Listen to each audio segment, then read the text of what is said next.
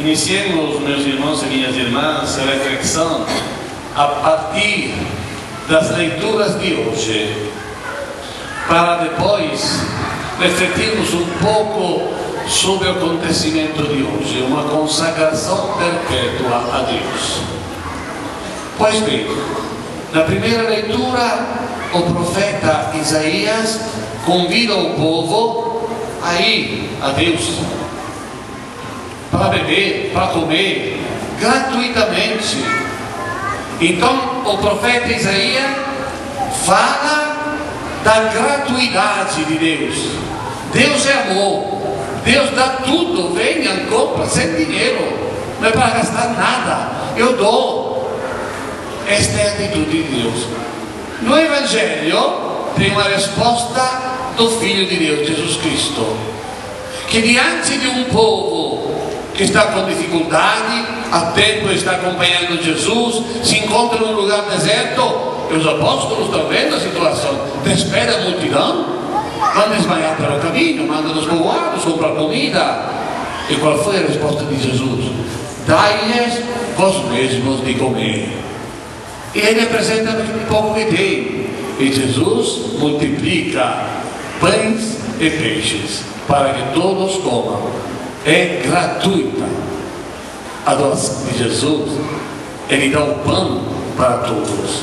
Mas veja bem que o que fala a palavra de Deus nos convida a dar um passo à frente, a aprofundar este sentido. Deus continua acompanhando a todos nós com seu amor, com sua graça, não deixa faltar nada do que nós precisamos para uma verdadeira caminhada espiritual cristã. Então nós temos que responder a este amor de Deus, e a melhor resposta é procurar o alimento que sustenta a nossa vida. Este alimento, nós sabemos, é a palavra, é a Eucaristia. Em toda celebração da missa nós temos a mesa da palavra e a mesa da Eucaristia. Mas isso não basta. Temos que pensar também na fome dos nossos irmãos e irmãs. Dai-lhes vós mesmos de comer. Agora, a igreja, desde sua origem, vive a caridade, o amor fraterno, a partilha. É o que mais marca na vida da igreja. Ao longo dos séculos, a igreja deu vida à dimensão social, caritativa. A doutrina social da igreja nos apresenta coisas maravilhosas de como nós temos que agir em relação ao mundo, em relação aos necessitados. E nós temos que continuar com esta partilha. Temos que aprofundar mais este convite do Senhor a dar aos outros, porque a partilha resolve a maior parte dos problemas do nosso povo.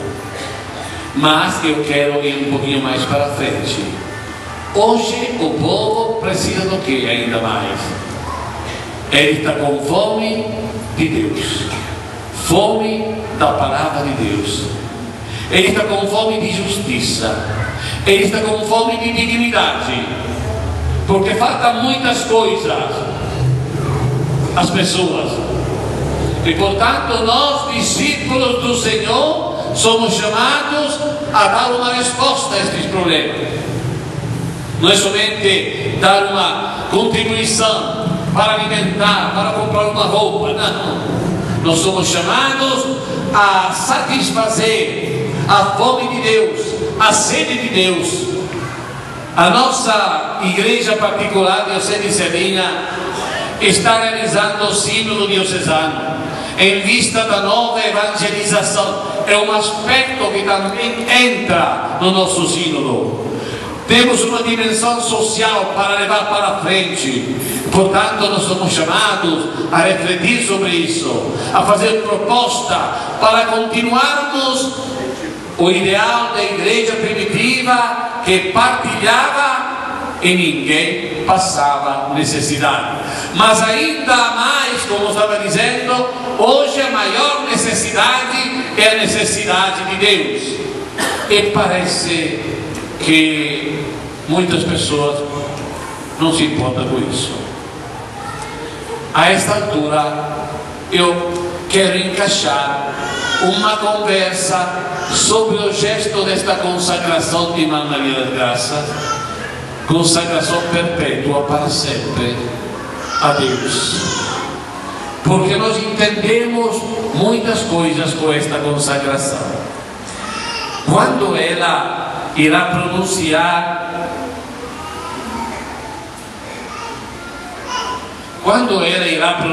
a fórmula de sua consagração, dirá estas palavras: "De vontade livre de consagrar-me totalmente ao Pai para o serviço pastoral na igreja, desejando viver em plenitude o amor esponsal com Cristo." Eis aqui a escolha. Cristo é a razão de sua vida.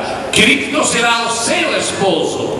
Cristo será tudo para ela vida. Como aqui outras irmãs que estão aqui, também como os padres.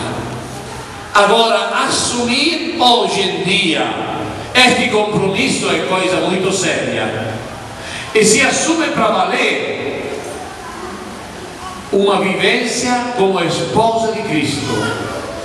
Este é um ideal de vida altíssimo, que lembra a todos os outros fiéis como é possível colocar Cristo ao centro da vida.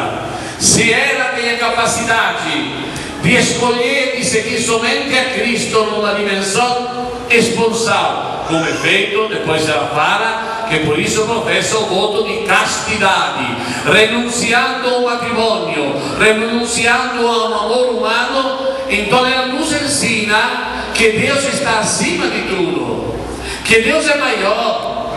E se algumas pessoas são chamadas a fazer esta consagração, outros são chamados a fazer outras escolhas, mas sem esquecer que Deus está ao centro.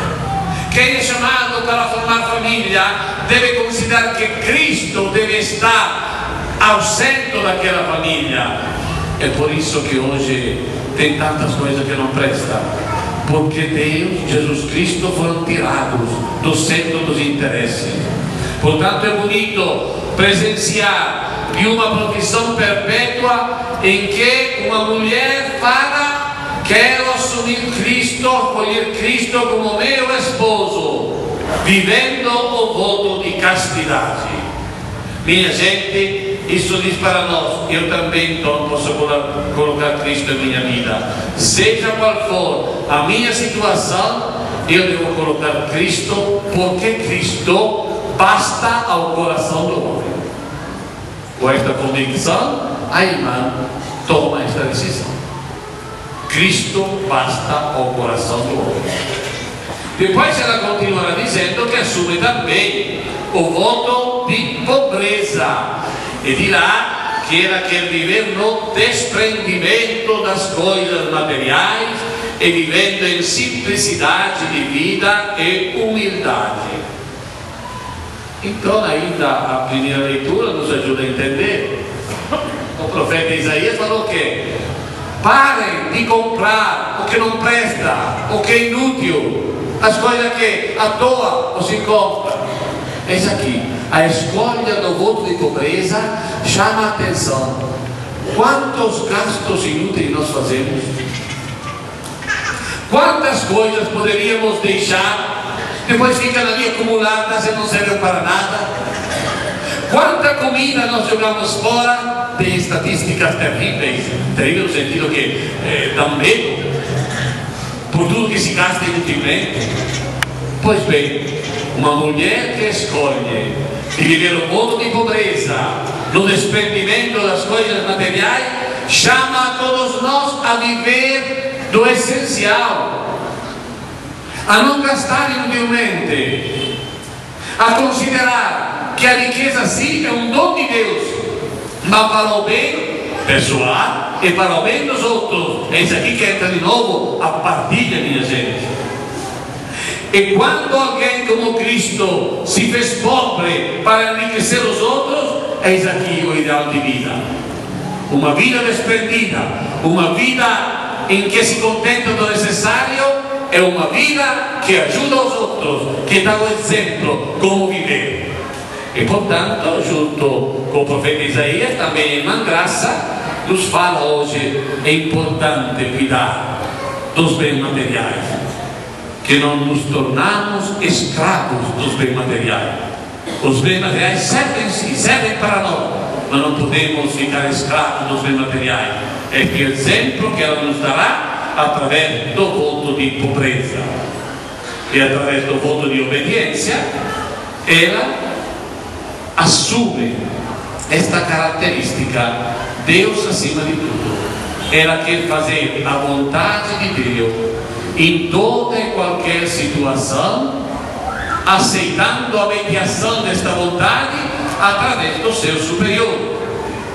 Neste caso é o bispo, porque ela se consagra dentro da diocese, mas o bispo tem os padres, é onde ela for trabalhar, o padre será o seu superior. E ela prometeu esta obediência: quero fazer a vontade do Pai. Como Cristo: eis-me aqui, ó Pai, eu vim fazer tua vontade. Portanto, você está vendo que os três votos, castidade, pobreza e obediência, são os três votos que menos são apreciados no mundo, porque o povo, as pessoas que estão se afastando de Deus, não gostam de viver esta dimensão da castidade, de um amor limpo, de um amor sério, mas querem viver de modo desenfreado.